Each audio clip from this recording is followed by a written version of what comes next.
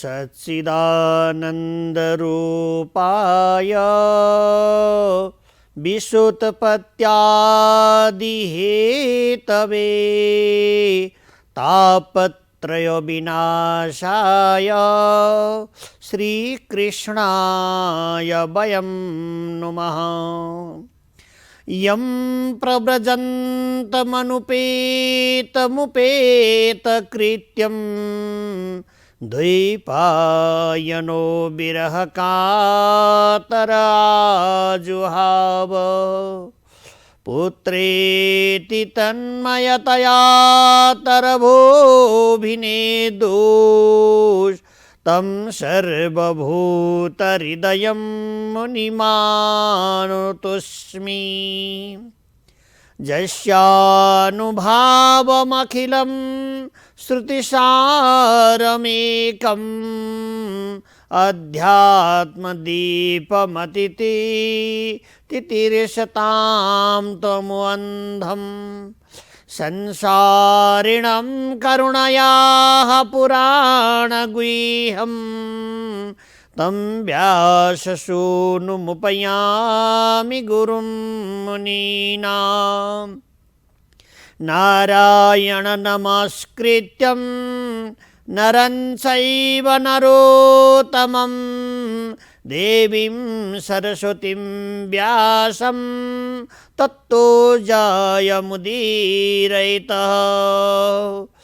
शुकरूपा प्रबोधज्ञ सर्वशास्त्रविशारद एतत्कथाप्रकाशेन मदज्ञानं विनाशयः। संसारसागरे मग्नं दीनं मां करुणानिधे कर्ममोहगृहीताङ्गं मामुद्धार कृपानिधे। ओम परब्रह्मणे नमः। भगवान का मंगलमय रस अमृतहरू रसास्वादन गर्दै हामी सुखशास्त्र सम्पूर्ण जीव मात्रलाई कल्याण गर्ने, जीवका अनेक प्रकारका दुःखका दलदलहरूमा परेका 84 लाख योनिमा घुमेर भड्किरहेका जीवहरूलाई मुक्तिको मार्ग देखाउने सुखशास्त्र श्रीमद्भागवत महापुराण पञ्चम वेद भनेर यो असाध्यै दिव्यमय प्रकारको छ र यो बुटी सञ्जीवनी बुटी हो। यो दिव्यमय अमृत यहाँहरू श्रवण गर्दै हुनुहुन्छ। भाग्योदयेन बहुजन्म समावृतेन सत्सङ्गमं च लभते पुरुषो यदाहि। भगवानले आज्ञा हुन्छ, भाग्यको उदय नभइकन प्रभुका गुणानुवाद रस अमृतहरू रसास्वादन गर्ने अनुकूल मिल्दैन। भाग्यको उदय नभइकन सत्सङ्ग मिल्दैन। भाग्यको उदय नभइकन तीर्थराजहरूमा गएर प्रणाम गर्ने, भगवानको दर्शन आदि गर्ने यस्तो प्रकारको मनसाय बन्दैन।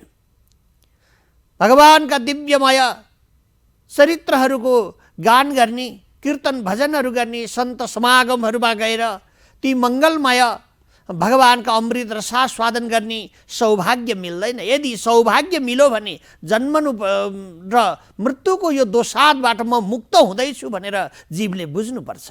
दुःखका सारा चाहिँ अप्ठ्यारापनाबाट मलाई अब सुख मिल्नेछ भन्ने हामीले बुझ्नुपर्छ। किनभने हामीले सञ्जीवनी बुटी लेपन गर्न पायौँ, सञ्जीवनी बुटी हामीले खान पायौँ, सञ्जीवनी बुटी हामीले कर्णामृतबाट त्यसलाई आस्वादन गर्न पायौँ, जुन कारणले गर्दा भवाटवीबाट हामी मोक्ष हुन सक्यौँ। भवाटवी भन्ने अर्थले यो संसारको जन्जाल भन्ने बुझिन्छ। हेर्दाखेरि असाध्यै राम्रो, असाध्यै सुन्दर, असाध्यै प्रकारको चाहिँ मनोहारी देखिन्छ, तर यसभित्र खोतल्दै जाँदाखेरि दुःखै दुःख मात्र देखिन्छ। त्यो दुःखभित्र एउटा वस्तु लुकेको छ, त्यो हो तत्पुरुष। त्यसलाई भगवान चाहिँ सच्चित आनन्द रूप परमात्मा त्यो मात्र भेटिन्छ। त्यो हंस रूपद्वारा त श्वास प्रश्वासद्वारा तल जलमाथि गरिरहेको हुन्छ र पञ्चमहाभूत यो शरीरलाई चाहिँ सञ्चालन गरिरहेको हुन्छ, त्यसलाई जठराग्नि रूप बनेर आगो बालिरहेको हुन्छ। त्यही भगवान परब्रह्म परमात्माका अमृत हामी श्रवण गर्दैछौँ र याद सुखशास्त्र राजा परीक्षितका दिव्यमय अमृतहरू कोम्बा दयालुम शरणम व्रजेमः। को दयालुले मलाई आनन्दको अनुभूति देला, को आनन्दले मलाई जीवले मलाई मृत्युको चाहिँ पासमा पुगेका जीवहरूलाई मोक्षको गति मिल्ला, को जीवहरू अप्ठ्यारो असजिलो परेका बेला मलाई चाहिँ मोक्षको गतिमा पुर्याउने को कुन शास्त्र होला, को गुरु होला, को योगी होला, को सन्त होला, को महापुरुषहरू होलान् भनेर यस्तो प्रकारको चिन्तन गरिरहँदाखेरि आज साक्षात चाहिँ भगवानको सत्सङ्गत चाहिँ राजा परीक्षितलाई मिलेको छ। हामीलाई आतुरता हुनुपर्छ। हामीलाई कुनै कार्यहरू गर्नु पर्यो भने हामीलाई आतुर भाव आउनुपर्छ। आतुर भनेको मैले यो गर्नै पर्दछ, यो चाहिँ हामीले पूर्ण गर्नै पर्छ भन्ने भावना पैदा भएपछि मेरो काम कर्तव्य चाहिँ के हो त्यो कुरा हामीले बुझ्न सक्यौँ भने यो सम्पूर्ण प्रकारका अप्ठ्यारामा जीव पर्न सक्दैन। त्यसैले मृत्युको घाटोमा पुग्न लागेका जीवहरूले पनि बाँच्नका लागि के गर्नुपर्दछ त भनेर राजा परीक्षितको मनमा यस्तो जिज्ञासा भएको छ। उहाँलाई श्रमिक ऋषिले चाहिँ श्राप दिनुभएको छ। श्रमिक ऋषिका सुपुत्र श्रमिक ऋषि हुनुहुन्छ। उहाँ बालकले दिएको चाहिँ श्राप आज राजालाई लागेको छ। यसो पछि ध्यान खुलेको छ, चाहिँ वरिपरि हेर्नुभयो तर मरेको सर्प गलामा डालेको रहेछ। ऋषिपुत्र पर बसेर रोइरहनु भएको छ र यतातिर राजाले एकदम प्रकारद्वारा चाहिँ श्राप दिनुभएको राजा बसिरहनु भएको यस्तो देख्नुभयो र उहाँले भन्नुहुन्छ ओहो यो चाहिँ ध्यान खुलेको छ। ऋषिले सोध्नुभयो बाबु यो कसले के भयो या भन्दाखेरिमा हजुरका गलामा मरेको सर्प यिनै चाहिँ राजाले राखिदिएको हो। त्यसो हुनाले मैले उहाँलाई श्राप दिएँ 7 दिनमा मृत्यु हुन सकोस्, मेरा पिताजीलाई चाहिँ मरेको सर्प गलामा लगाइदिने, ध्यानको कुरा नबुझ्ने, ज्ञानका कुराहरू नबुझ्ने, धर्मशास्त्र योगी कति गहिरो प्रकारद्वारा परमात्माको चिन्तन गरिरहनु भएको हुन्छ। तत्पुरुष परमात्माको चिन्तन कसरी गरिरहनु भएको छ। एकाकार वृत्तिद्वारा अवीक्षणम कुरुमे देव, अवीक्षण रूपद्वारा पानी जस्तो प्रकार दर्के पानी दर्किरहेको हुन्छ, नरोकिकन पानी दर्किन्छ। यस्तै प्रकारद्वारा यो उहाँहरूले पनि एकाकार नछोडिकन परमात्माको चिन्तन गरेर चाहिँ तुरीय अवस्थामा पुगेका, ध्यानमा समाधि लगाउनु भएका योगीहरूको महत्त्व नबुझ्ने, भक्तहरूले कतिसम्म मिहिनेत गरेर परमात्माको एजन गर्नुभएको छ, भजन गर्नुभएको छ र भगवानलाई साक्षात्कार गरिबसेको छ, त्यो दुःखदको विषयहरू नबुझ्ने चाहिँ जीवहरूले यस्तो प्रकारको दुःखद पाउने गर्दछ र पाउनुपर्छ। यी राजा भए पनि के भयो, रङ्क भए पनि के हो, जसले धर्म शास्त्र ज्ञान परमात्मा ईश्वर कर्म बुझ्दैन भने त्यो राजा के काम छ। यस्तो प्रकारद्वारा झन् रुँदै ती बालकले भन्दछन्, आफ्ना पिताजीले सम्झाउनु भयो श्रमिक ऋषिले, बाबु यस्तो होइन, हामी यो देशमा बसेका छौँ, यो देश उहाँकै हो, उहाँकै राज्यको शासनमा हामी चलिरहेका छौँ। ठिकै छ, उहाँको मनमा त्यस्तै लाग्यो, मरेको सर्प राखिदिनु भयो, हामी केही फरक पर्दैन, उहाँलाई तिमीले श्राप दिएर राम्रो काम गरेनौ। हे भगवान मलाई क्षमा याचना गर्नुहोस्, मेरो छोराले गरेको यो श्रापलाई हजुरले फर्काइदिनुहोस्, मलाई चाहिँ माफ गरिबक्सियोस् भनेर भगवानसँग पूजा अर्चन वन्दन गरेर माफी माग्नुभयो। राजाले माफी माग्नु भएको छ, श्रमिक ऋषिले माफी माग्नुभयो, तर राजाले यहाँ भन्नुहुन्छ होइन मलाई कुनै माफीहरू चाहिएको छैन, मलाई वास्तवमा मेरा पूर्वजहरूले सर्वदा प्रकारद्वारा परमात्माको चिन्तन गर्दै चाहिँ परमात्माका कान्ति स्थिता वर्षति निन्दित शारदेन्दु यत्रैर्कतो विलसितामति सङ्ग शोभाम वृन्दावनी विकृतया मुन गङ्ग सङ्गम राधा मुकुन्द युगलम तदहम नमामि। त्यस्ता भगवानले काम्य वनमा दिबक्सेको ज्ञान जलका कान्ति सर्वदा 16 वर्षको जस्तो देखिन्छ, सधैँ पनि चाहिँ युवा वयस्क देखिनुहुन्छ। सारा लीला र माधुरीहरू कहिल्यै पनि पुराना हुँदैनन्। परमात्माका ती लीलाहरू आस्वादन गर्नुभएको छ। हाम्रा पूर्व हजुरबुवाहरू, हाम्रा पूर्वजहरूले गर्नुभएको छ।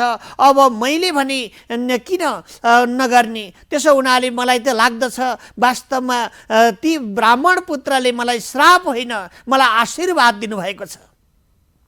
वास्तवमा महात्माको महान त त्यही हो, जसलाई पनि उसले नराम्रो गर्यो भने पनि क्षमा दिन सक्नु महानता हो र यसलाई महात्मा भन्दछन्।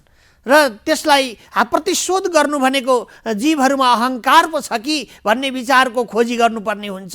तर महात्माको बुद्धि क्षमाशील तपो नास्ति, आफूलाई पनि ठुला ठुला विघ्न पार्ने जनहरूका लागि पनि क्षमा याचना गर्न सक्ने, क्षमा दिन सक्ने सन्तहरूको यो महानता छ। त्यसैले हामीले सन्त हितकारी भनेर भन्छौँ। सन्तलाई सर्वदा प्रकारद्वारा भगवानले रखवाली गर्नुभएको हुन्छ। सन्तले सर्वदा भक्तहरूको रक्षा गर्नुहुन्छ। सम्पूर्ण प्राणीहरूको जय होस् भनेर परमात्माको चिन्तन गर्दछन्। स्तोत्र वन्दन अनेक प्रकारद्वारा सबै जीवको कल्याणको लागि सन्तहरूले सधैँ भगवानको प्रार्थना गरिरहनुहुन्छ। त्यस्ता सन्त महामुनिजनलाई हामी बारम्बार वन्दन गर्दछौँ। भगवान करुणा निधान आनन्दका खानी परब्रह्म परमात्मा हुनुहुन्छ। त्यस्ता परमात्मालाई मैले पूजा गर्दछु, अर्चन। ओहो, मैले राज्यको सुख, सारा सुख सयल आदिहरू मैले प्राप्त गरेर त्यो ब्रह्म परमात्मालाई मैले भुलेको थिएँ। हाम्रा पूर्वजहरूले हिँडिबक्सेको सत्य त्यो आनन्द र परम प्रकाशमय बाटोलाई मैले भुलेको थिएँ। तर आज मलाई थाहा हुँदैछ कि के कारणले भन्दाखेरिमा धन सम्पत्ति र यो राष्ट्रको राजसिक ठाँटगाँठले गर्दाखेरि मैले मेरा पूर्वजहरूले गरेको राह भुल्दै गएको थिएँ। मलाई अहङ्कारको आडम्बर आएको थियो, जुन कारणले गर्दा मलाई आज साह्रै चाहिँ घमण्डता आयो, जसले गर्दा मैले ऋषि तपस्या गर्ने योगी सन्त महामुनिहरूलाई चिन्न सकिनँ। ब्राह्मण पुत्रले जुन मलाई श्राप दिनुभयो, उहाँले मलाई आशीर्वाद दिनुभएको हो। उहाँलाई म एकदम प्रकारद्वारा धन्यवाद दिन्छु। उहाँ मेरो गुरु हुनुहुन्छ भनेर यस्तो मनमा राजा परीक्षितले सोध्नुभयो। उहाँले सोच्नुहुन्छ यस्तो प्रकारको मनमा र उहाँ आफ्नो दरबारमा पुग्नुभयो। गएर चाहिँ सुनको मुकुट खोल्नुभयो। त्यो खोल्दाखेरि उहाँलाई थाहा भयो, ओहो साह्रै नकाम काम गरिएछ। बल्ल थाहा भयो उहाँलाई, अहङ्कार विमूढ आत्मा मिथ्याचार स उच्यते उत्तम पुरुषस्तन्य परमात्मित उदारितः। उदार हृदयले परमात्माको चिन्तन गरिरहेका ती भगवानका दूतहरू चाहिँ योगी, भगवानका छाती, भगवानका दूत, भगवानका आफन्त भनेको भगवानका सन्त महापुरुष भक्तवृन्दहरू हुनुहुन्छ। त्यस्ता जन त्यहाँमाथि पनि तपस्वी योगीलाई आज मैले मरेको सर्प चाहिँ गलामा हालेर कस्तो नकाम काम गरेँ। उहाँलाई पश्चाताप, ठुलो पश्चाताप भएको छ। पछि पछुताए क्यों रोवत है। अगाडि जति पनि काम छ हामीले विचार गर्नुपर्दछ। काम गर्नुभन्दा पहिले 3 चोटि विचार गर्नुपर्दछ। एकचोटि विचार गरौँ यो कार्य ठिक छ कि छैन, हामीले सोचौँ। दोस्रो पल्ट पनि हामीले त्यसलाई मूल्याङ्कन गरौँ, मेरो कार्य यो मैले जुन गर्दै लाग्दैछु यो ठिक छ कि छैन भनेर हामी अनुसन्धान गरौँ। तेस्रो समय हामीले त्यसलाई चाहिँ यो उचित छ कि छैन फेरि पनि सोचौँ। बल्ल हाम्रा कार्यहरू अगाडि बढाउँ, हामी पक्कै सफल हुन्छौँ। हामी असफल हुनुको कारण जब मनमा मन लाग्यो त्यसै बेला फ्याट्ट गरेर गरिदिन्छौँ। जब मन लागेन त्यसलाई गर्दैनौँ। त्यसैले गर्नुपर्ने समय र गर्नु नपर्ने समय हाम्रा योगी महापुरुषहरूले हामीलाई बताइदिनु भएको छ। सन्ध्याकालको समयमा भगवानको पूजा गर्नुपर्दछ। बिहान पनि प्रभात कालको समयमा सूर्य उदय हुनुभन्दा पहिले जति जे सकिन्छ परमात्माको चिन्तन गर्नुपर्दछ। जीवको कल्याण पक्कै भइहाल्दछ। के कति सकिन्छ त्यही प्रकारद्वारा हामीले एजन गर्न सक्छौँ। यति नै भनेर प्रभुले आज्ञा भएको छैन। तिमीसँगै मन छ, तिमीसँगै विचार छ, तिमीसँगै भगवानलाई नुहाउन सक्ने गङ्गा भित्रैबाट बगेकी छन्। खल खल खल खल खल लाएर आँखाबाट अश्रुपूरित नेत्रद्वारा त्यो जल निकालेर भगवानलाई सिञ्चित गर्न सकिन्छ, स्नान गराउन सकिन्छ। मन बुद्धि चित्त अहङ्कारबाट रहित भएपछि त्यो जीवले परमात्मालाई पाउन सक्दछ। जबसम्म यी वस्तुहरूबाट हामी पोषित हुन्छौँ, यसलाई पोषित गर्दछौँ, हामी अहङ्कारको आडम्बरमा चढिरहेका हुन्छौँ, अहङ्कारले हामी भरिरहेका हुन्छौँ, दुःखको जालोबाट हामी पिल्सिरहेका हुन्छौँ। दुःखबाट मोक्ष हुनका लागि जीवले ब्रह्म आनन्दमय परमात्माको कथा अमृत रसास्वादन गर्नुपर्दछ, बल्ल जीवको कल्याण हुन्छ।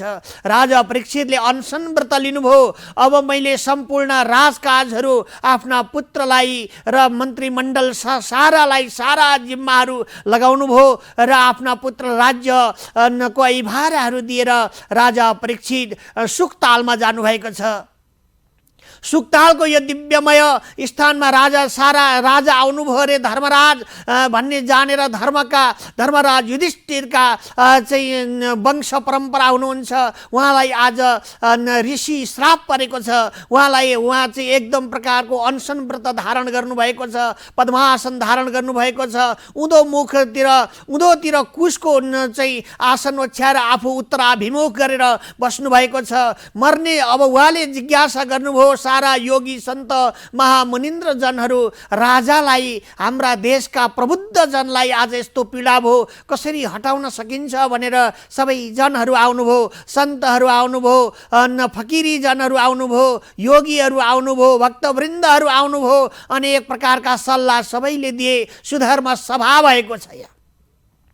सुधर्म सभा भयो। यसै समयमा नारद महामुनि पाल्नु भएको छ र उहाँले भनिबक्सिन्छ सबै प्रकारका दुःखहरूलाई हटाउन सक्ने, सबै प्रकारका दुःखहरूलाई हटाउन सक्ने श्रीमद्भागवत महापुराण सुखशास्त्र छ।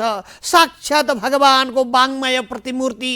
जत्रा ठुला ढेर पापका राशि लागेको भए पनि यो सुख गाथा श्रवण गरेपछि त्यो जीव मोक्ष हुने गर्दछ, प्रायश्चित हुने गर्छ, प्रेत पनि मोक्ष हुने गर्दछ, जीवलाई धन सम्पत्ति ऐश्वर्यता पनि प्राप्त हुन्छ। त्यसो हुनाले कल्याणका लागि यो श्रवण गर्नुपर्दछ भनेर मैले चाहिँ सुनेको छु र हजुरहरूले यही श्रवण गरिबक्सनु पर्दछ भनेर आज्ञा भयो। नारद महामुनि, योगेश्वरहरू, सबै योगीजनहरूको चाहिँ एउटै राह हुन गएको छ। उहाँहरूले विचार अनुसार श्रीमद्भागवत महापुराण 7 दिनसम्म लगाउने, सप्ताह गर्जती 7 दिनसम्म लगाउने, यस्तो प्रकारको राजा परीक्षितलाई दोषबाट मोक्ष गराउने भन्ने विचार गरिबक्स्यो र वेदीहरू बनेको छ र यहाँ चाहिँ कार्यक्रमको आयोजना हुन लाग्यो। कस्तो भन्दाखेरिमा सारा प्रकारद्वारा कति सकिन्छ ती योगी सन्त महामुनिन्द्रहरूलाई बोलाइएको छ। भक्तवृन्द झोल झ्याम्टाहरू बजेका छन् र आवाहन गरिएको छ, तपाईहरू राजा श्रीमद्भागवत महापुराण हुन्छ, सुखशास्त्रको यहाँ अवगाहन हुनेछ, सबै पाल्नुहोला भनेर वेदी बनाइयो र भगवान योगी सन्त महामुनिन्द्र जनहरू तिथि उचित ठहराएर सबै आउनु भएको छ। राजा परीक्षित चुपचाप लागेर बसिरहनु भएको छ। यसै समयमा अवधूत सुखदेव स्वामी जङ्गलबाट अव्यय परमात्माको अविनाशी अप्रमेय आनन्द स्वरूप परमात्माको ध्यानमा तल्लीन भइरहनु भएका चाहिँ सुखदेव स्वामीले यो कुराहरू सुन्नुभयो। किन भन्दाखेरिमा योगी सन्त महामुनिजनहरूलाई दिव्य कर्म गर्न लागेपछि निम्ता गर्नु पर्दैन। उहाँहरू ध्यानद्वारा, ज्ञानद्वारा, आफ्नो दूरदर्शनद्वारा त्यो थाहा पाउनुहुन्छ, आफै आउनुहुन्छ। त्यसैले महामुनि सप्ताह हुन्छ जहाँ भगवानका पुण्य कर्महरू हुन्छन्। यहाँ झोल झ्याम्टा पिटाएर निम्ता गर्नु पर्दैन। स्वागतम लेखेर हाम्रा चाहिँ दरबार ढोकामा राखेको हुन्छ। त्यो स्वागतम भनेको सबैजना आउनुहोस् र ढोगेर भगवानको आशीर्वचन लिएर जानुहोस् भनेर स्वागत गरिएको हुन्छ र नजान्ने जीवहरूलाई निम्ता पठाइएको हुन्छ। जान्ने जनहरूका लागि योगी महामुनिन्द्रहरू सबैलाई चाहिँ निमन्त्रणा, स्वत निमन्त्रणा हुन्छ। किनभने भगवानको कथा अमृत श्रवण गर्नका लागि कुनै साई तिथि समय विचार कुनै पनि चाहिँदैन। किन भन्दाखेरिमा जुन दिन शुभ कर्म गर्ने इच्छा हाम्रो मनमा उदय हुन्छ त्यही दिन हाम्रो शुभ साहित्य निक्लेको हुन्छ। त्यसो हुनाले शुभ कर्मको लागि कहिल्यै पनि पछि नसर्नु। जति बेर मन लाग्छ त्यो शुभ कर्म गरिहाल्नु पर्दछ। किनभने एकैछिन पछिको काल हामी के हुँदैछौँ, हाम्रो काल कता घुम्दैछ, हाम्रो भाग्यको दशा के हुनेछ हामीलाई थाहा छैन। त्यसो हुनाले शुभमय वस्तुलाई योगी सन्तहरूले भन्नुभएको छ ९९वटा काम छोडेर भोजन गर्नु। ९९वटा काम छोडेर भोजन गर्नु। भोजन गर्यो भने यो शरीर रूपी मन्दिर दह्रो हुन्छ। यसलाई पिस्नका लागि हामीले सारा चिजहरू दिनुपर्दछ। किन त्यो पेट्रोल हालेपछि हाम्रो शरीरका सारा अङ्ग प्रत्यङ्गमा पिसिएर जानुपर्छ। यदि हामीले समयमा अन्न दान गर्न सकेनौँ आफैलाई भने शरीरमा अनेक प्रकारका कलपुर्जाहरूले काम गर्न छोड्दछन् अनि हामी डक्टरकामा जान्छौँ। हाम्रो कमाई धमाई सबै गएर चाहिँ मेडिकलमा चाहिँ मेडिकल सेवाहरूमा गएर सकिन्छ। हामी अन्तिममा नाङ्गो हुन्छौँ, अन्तिममा मृत्युको शैय्यामा पुग्दछौँ। त्यसैले हाम्रो शरीरमा सारा चिजहरू शरीरलाई चाहिएको हुन्छ। समयमा जल शङ्करम शङ्करोचार्य केशवम बादरायणम सूत्रवस्य कृतौ वन्दे भगवन्तु पुनः पुनः। भगवानका ती मङ्गलमय स्वभावहरूलाई स्वीकार गर्दै अनि दिव्यमय प्रकारद्वारा जल पान गर्नुपर्दछ। अनि त्यसमा चाहिँ हामीले चाहिँ भगवानको नाम उच्चारण गरेर औषधिम जन्दवी तोयम वैद्य नारायणो हरि भनेर औषधि पानी पिउनुपर्छ। अनि भोजनहरू यो 5 अम्लाले भोजन गर्नुपर्दछ। किनभने प्राणाय नमः स्वा, अपनाय स्वा, उदानाय स्वा, व्यानाय स्वा, समनाय नमः स्वा भनेर 5 घाँस खाएपछि हामीले खाएको ठहर्दछ। अहिले जुत्ता बुट लगाएर चम्चाले गम खाना खाएको हो कि के खाएको, त्यही भएर हामी अलिक धेरै प्रकारका बिरामी हुन्छौँ। किनभने हाम्रा यी 5 अम्लाहरू किन बनाइदिएको भन्दा 5 अम्लाले चाहिँ पञ्चप्राणहरू हुन् यिनीहरू, र पञ्चप्राणहरूलाई 5वटा अम्लाले भोजन गर्नुपर्दछ अनि भगवानलाई आहुति गरेको हुन्छ। यस्तो प्रकारको आहुति आफैलाई गर्नुपर्दछ। र 98वटा काम छोडेर हरिको भजन गर्नुपर्दछ।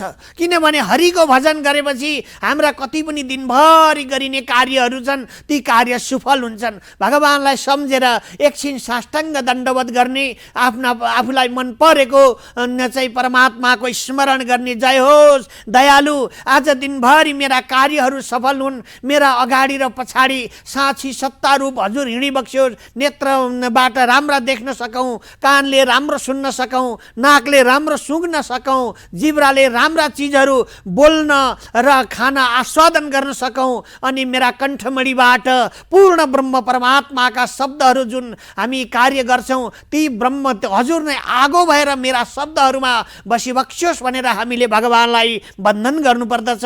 बल्ल हाम्रा नित्य नैमित्तिक आफ्ना कार्यहरू गऱ्यौँ भने हामी पक्कै साफल्य हुन्छौँ, हाम्रा कार्यहरू सफल हुन्छन्। यस्तै प्रकारद्वारा राजा परीक्षितलाई आज मोक्ष प्रदान गर्नका लागि उहाँले जिज्ञासा गर्नुभयो सबैलाई, भगवान 7 दिनमा तक्षकले मलाई डस्ने छ, 7 दिनमा मेरो मृत्यु हुनेवाला छ, तर त्यो समय त्यो मलाई मोक्षको लागि के गर्नुपर्छ, मर्ने जनहरूले बाँच्नका लागि के गर्नुपर्दछ भनेर उहाँले जिज्ञासा सोध्नुभयो। हजुरले सबै ऋषिमुनि, योगेश्वर महामुनि, नारद आदि सबै जनहरूले एउटै शब्दमा भन्नुभयो, सुख गाथा श्रवण गरिबक्स्योस्। यसमा केवल परमात्माका अमृत भरिएको छ। यसमा काँचो कचिलो कुनै पनि चिज छैन। हजुरले त्यो श्रवण गराउने भनेपछि हजुरको मोक्ष गराउनका लागि भगवानले महापुरुषहरू पठाइबक्सिन्छ, उहाँहरूले हजुरलाई श्रवण गराउनु हुनेछ भनेर आज्ञा भयो। वेदी बनो मण्डपहरू तयार भए, सारा योगी महापुरुषहरू, सन्त महापुरुषहरू सबै पाल्नुभयो। अब वेदी व्यास सिंहासन बनेको छ, असाध्यै सुन्दर प्रकारको गणपति गौरी भवानीको पूजा भएको छ, सूर्यादि नवग्रहहरूको पूजा भएको छ र तक्षक नाग राक्षसहरूलाई अथवा तक्षक यमराजको पनि त्यहाँ पूजा भएको छ। सारा चाहिँ पूर्व पश्चिम उत्तर दक्षिणमा जे जस्ता देवताहरू घुमिरहनु भएको छ, सबैको कल्याणका लागि मङ्गल गाथा गाइएको छ। साह्रै मङ्गल, साह्रै आनन्दमय प्रकारद्वारा पूर्ण ब्रह्म परमात्मालाई चाहिँ पूजा गर्नका लागि सबै आउनुभयो। त्यसै समयमा सुखदेव स्वामी आउँदै हुनुहुन्छ। उहाँले सुन्नुभयो प्रभुका गाथा सुनाएर म मोक्ष गराउँदछु भन्ने भावना लिएर जङ्गलमा तपस्या गरिरहनु भएका सुखदेव स्वामी निगम कल्पतरो रगलितम फलम सुखमुखाद्र अमृतम द्रव संयुतम पिबत भागवतम रसमालयम मुहुरहो रसिक भुवि भावुका। मैले गौरी शङ्कर भगवानबाट सुनेको अजम्बरी अमृत सुनेको छु, कहिल्यै मर्नै नपर्ने त्यो अमृत म सुनाउँदछु। यो पाकेको वेद हो र वेद भनेको पाकेको चिज हो, काँचो कचिलो केही पनि छैन। सारा वेदान्त उपनिषदहरू र शास्त्रहरूबाट निकालिएको यो श्रीमद् भागवत महापुराण हो। यो हजुरहरूले श्रवण गरिबक्स्यो भनेर बिस्तारो बिस्तारो गुनगुनाउँदै आउनुभयो र उहाँ परैबाट आएको देखेर चाहिँ सबैले उठेर स्वागत गर्नुभयो। ऋषि मुनि योगी सन्त महामुनिन्द्रजनहरूले सुखदेव स्वामीलाई चाहिँ स्वागत गर्नुभयो, पुष्प वृष्टि गर्नुभयो र सबैले जय जयकार गर्दै उहाँलाई दण्डवत प्रणाम गरे। लगेर उच्च आसनमा सुखदेव स्वामी चाहिँ राजभयो। लुगाहरू केही लाउनु भएको छैन, नङ्गे दडङ्गे हुनुहुन्छ। भगवानको तेजोमय नाम जप गरेर असाध्यै तेजले पुञ्ज स्वरूप सूर्यको जस्तो चमकदार हुनुभएका सुखदेव स्वामी व्यासासीन हुनुभयो भन्ने प्रसङ्गका साथमा आजको प्रसङ्गमति यहाँ पूर्ण हुन्छ। असतोमा सतगमयः तमसोमा ज्योतिर्गमयः मृत्युर्मामृतं गमयः। ओम शान्ति ओम शान्ति ओम शान्ति।